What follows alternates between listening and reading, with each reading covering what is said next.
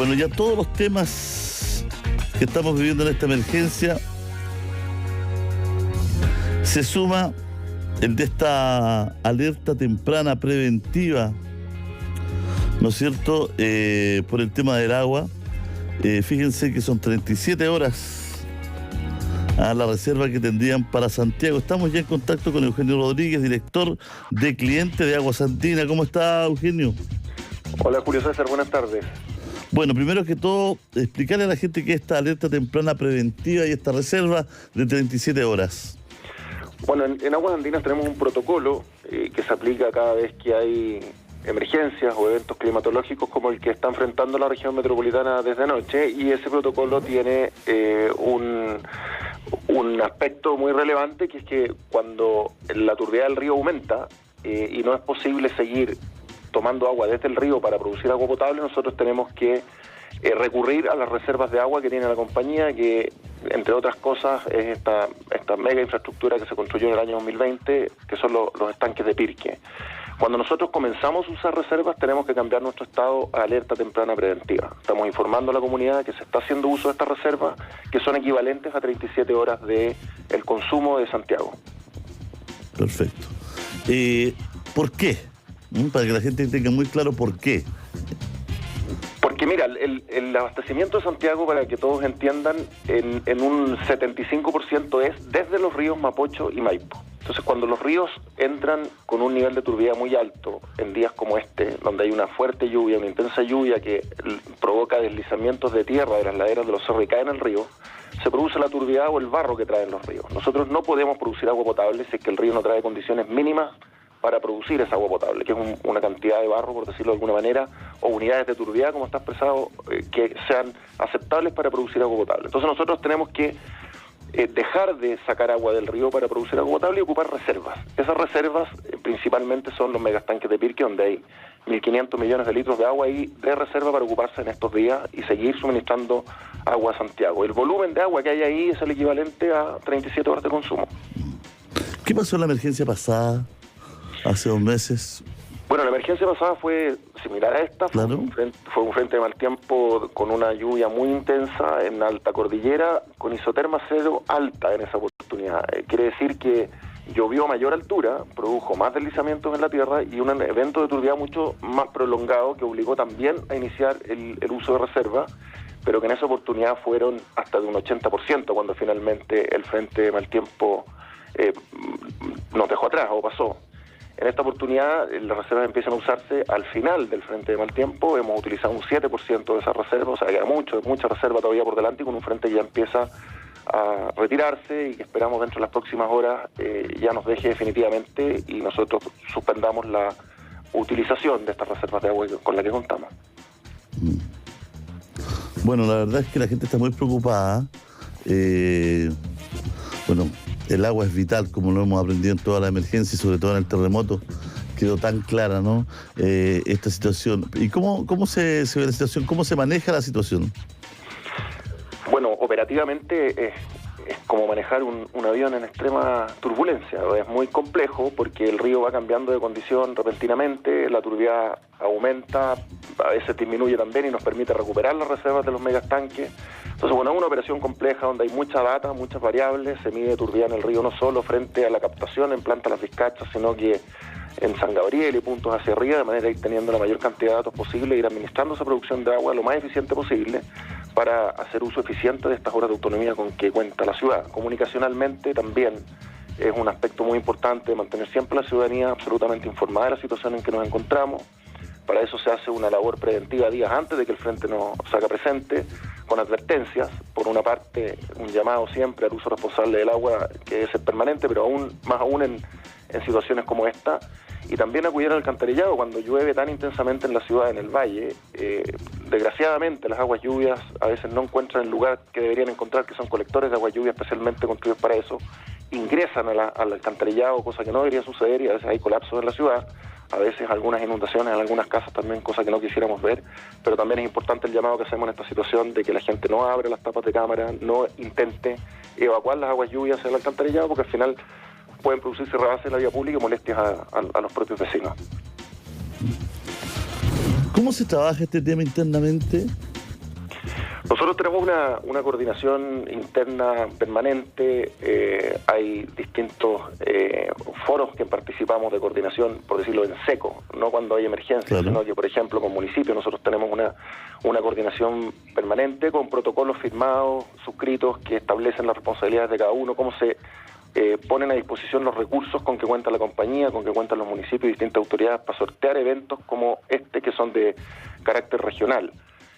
Tenemos protocolos que están siempre actualizándose, internalizando después de cada evento también aprendizajes. Y yo creo que uno de los grandes hitos de la internalización de estas emergencias fue justamente después del año 2013, donde los eventos climatológicos empiezan a hacerse presentes de una forma tan fuerte y se empiezan a desarrollar un plan de inversiones, muchos de ellos con tiempo récord, como fueron los megastanques de Pirque inaugurados en el año 2020, que ya se han utilizado hoy día por 11ª vez, evitando cualquier problema en Santiago. Si nos recordamos mucho tiempo atrás, hasta el año 2017, que hubo suspensiones del suministro por turbiedades en los ríos extremas, en lluvias del verano, eso ya no ha vuelto a pasar, y entre otras cosas gracias a estas inversiones que hemos realizado y que se ponen a prueba cada vez que tenemos días como los últimos 4, ¿no? Desde el sábado que estamos ya con este frente que nos visita 2 veces en la región metropolitana y en el sur de Chile. ¿Y cuándo ya se sabe la verdad de esto, Eugenio? La verdad es permanente, Julio César. Hemos estado diciendo el minuto en que empezamos a utilizar la reserva, esto fue a primeras horas de hoy, pero también somos muy claros en decir que el frente se va retirando, que hemos utilizado solo un 7% de la reserva y que en realidad queremos transmitir solo tranquilidad a la ciudadanía. Estamos muy lejos de la alerta que sigue a la alerta temprana preventiva, que es la alerta amarilla. Eso vemos muy lejos que pueda llegar a suceder con un frente que se está retirando. En una alerta amarilla sí que ya hay un riesgo a 24 horas distinto, pero eso no es lo que está pasando en este minuto, así que a la calma absoluta. El suministro potable ha estado totalmente normal desde el inicio de este evento meteorológico, así que máxima tranquilidad a la ciudadanía. Usted dice que se está monitoreando permanentemente porque se habla de 37 horas de reservas.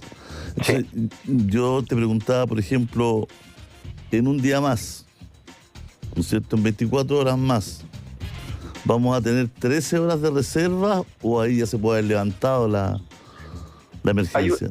Es que hay un escenario extremo que no es el que está sucediendo. Supongamos que el río Maipo y Mapocho nos mostraran una turbidez extrema continua por más de 37 horas, ese sería el evento de que nos podríamos decir que tendría internalizado una cuenta regresiva de 37 horas, pero estos eventos que van cambiando durante el transcurso del tiempo nos permiten también recuperar reservas durante el mismo evento. Por ejemplo, empezamos anoche a utilizar la reserva, pero hubo una ventana entre las 10 y las 12 del día de hoy donde la turbidez del río bajó y pudimos recuperar algo de reservas en los megastanques de Pirque, por lo tanto hoy día los tenemos nuevamente con una capacidad importante, casi el 100%, y nos permite volver a tener horas a favor.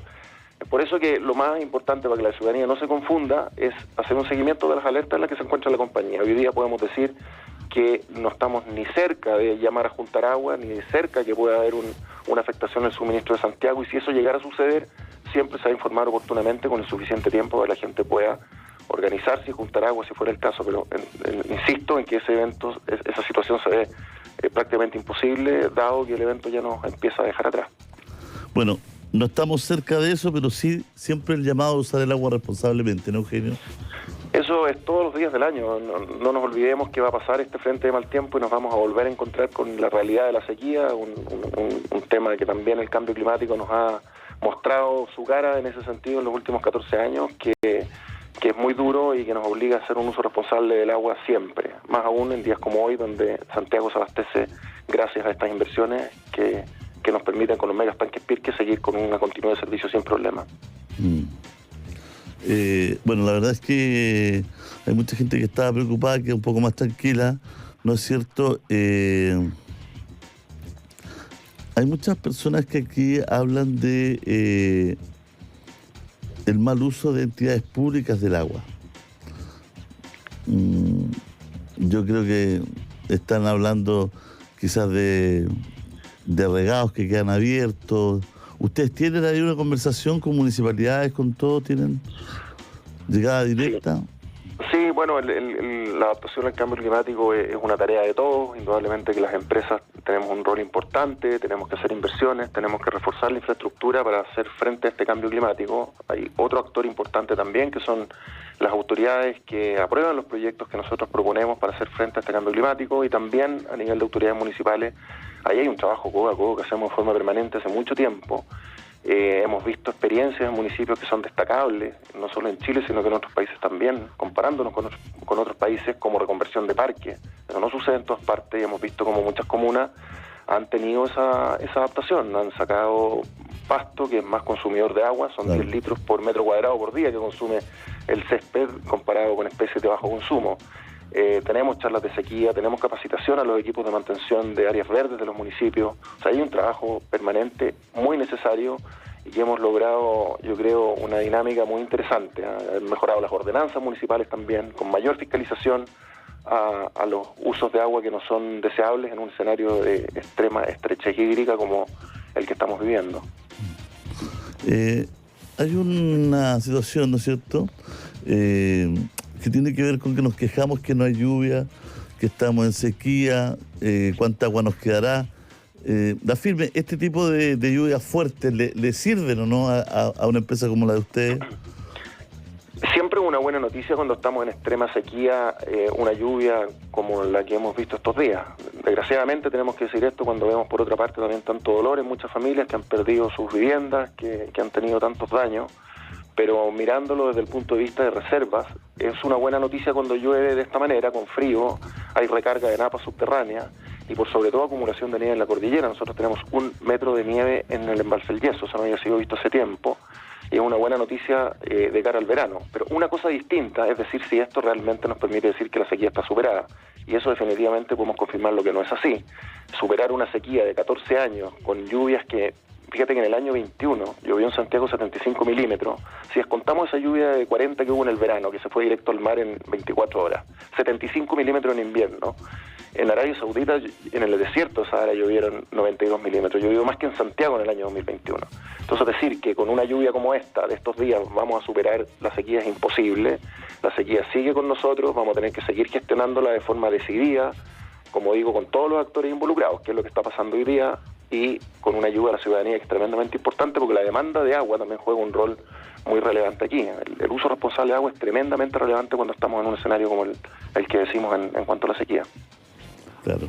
Es importante eso, es que también tomar decisiones que tengan que ver con estos nuevos tiempos.